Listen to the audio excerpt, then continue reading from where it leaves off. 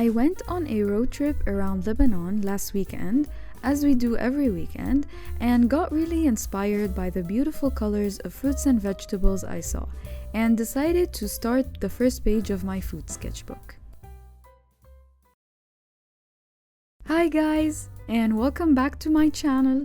In my last video, I made a food sketchbook in order to work on my relationship with food and to create a strong and healthy bond. I take the first page of my sketchbooks very seriously. That's why I sketch out the idea first, and I think about how I can make this first page reflect the whole feel of the sketchbook. I didn't talk much about the whole concept of the sketchbook in my last video, so this is the first time I make a sketchbook dedicated to just food.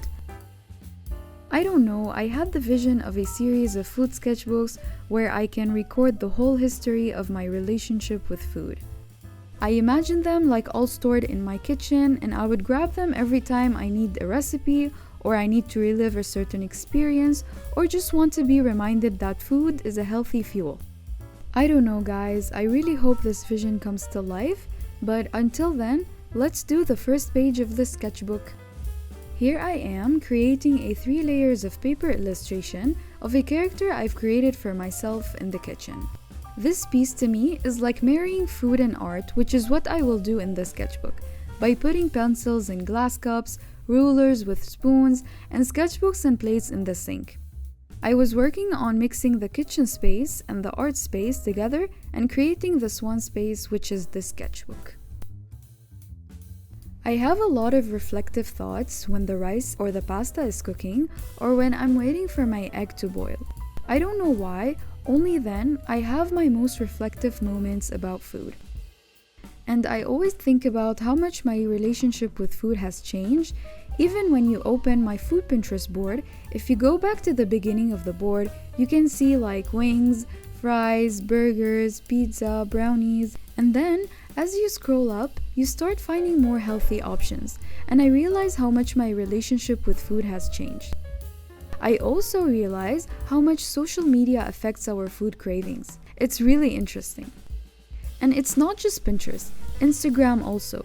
Foodies accounts, restaurants ads on social media, like it is so easy to start craving things and wanting them just by sitting on your phone.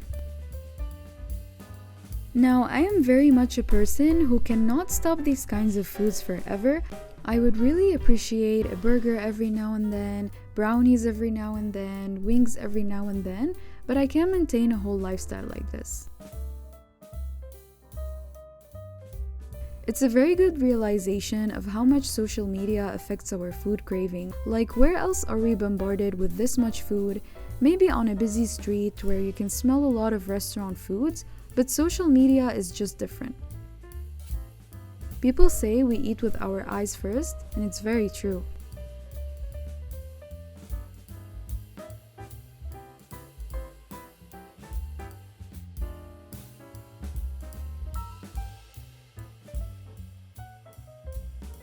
I think, however, the ultimate food paradigm shift for me was cooking. Now, I don't consider myself a professional cook. It's only been a few months since I started to cook and get my lunchbox ready.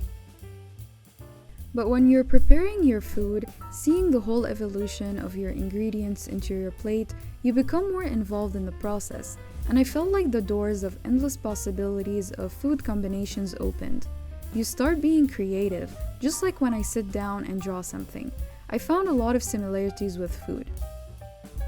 Above that, there is a layer to this creativity in the kitchen. That is the thought that whatever I'm preparing here is nourishing my day and can give me a lot of benefits, and can even affect my life in the future.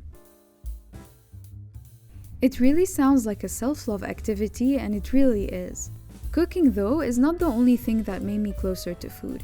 My interest in agriculture and permaculture has really contributed to my realization that healthy food can be a tasty fuel. Days before the lockdown, I purchased an aloe vera plant, and it was the first plant I take care of. Now I have multiple plants and trees. I was so excited I treated her like a puppy, and during the lockdown, I spent a lot of time watching agriculture channels and videos about planting, and I learned so much about where and how our food is made.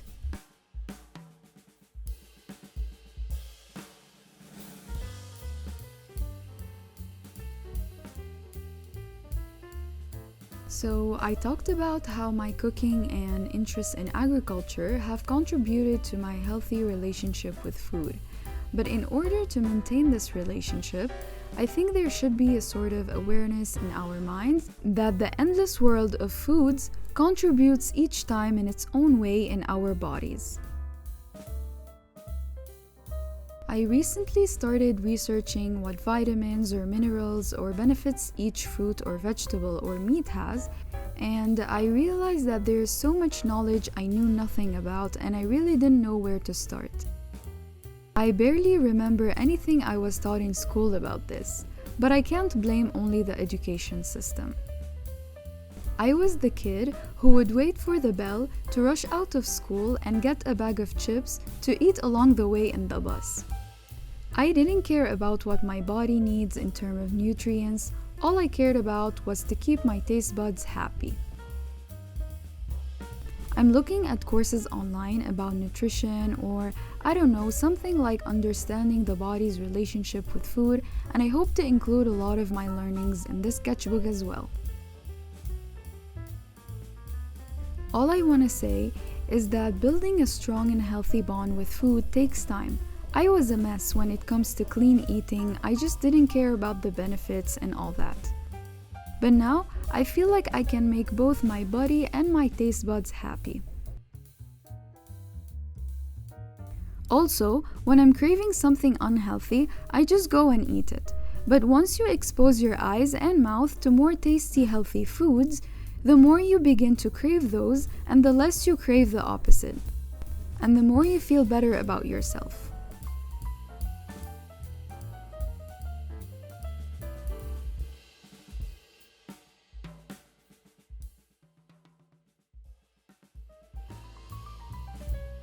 If you know me as an artist or have seen my work on Instagram, you realize that I do a lot of bookbinding, and as of lately, I'm creating more specific sketchbooks where I focus on one thing or on one theme.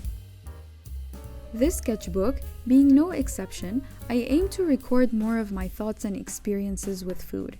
I originally wanted to create a recipe sketchbook for my lunchbox ideas, but the idea kind of developed more and more as I procrastinated to do the sketchbook. And I thought to myself that I wanted it to be more than that, and that I wanted it to have a lot of layers and information, but also to look visually appealing. At the end of the day, I am an artist, and I would love to find ways to make art talk about things that matter to the artist and to the artist audience, which are you guys.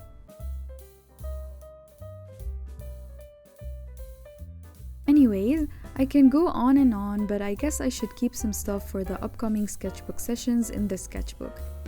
I hope you guys enjoyed, and as always, I will see you in the next one. Bye!